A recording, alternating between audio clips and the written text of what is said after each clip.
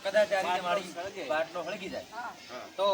તમે એક તો આ ભીનું કપડાનો ઉપયોગ કરી અને આ રીતે પકડો આ રીતે પકડી આ બધી સેટ કરીને ઓન કરી બાટલો બંધ થઈ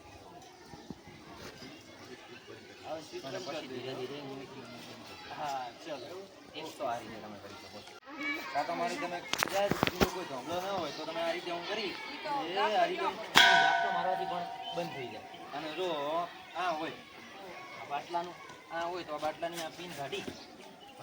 કાઢી અને પછી તમે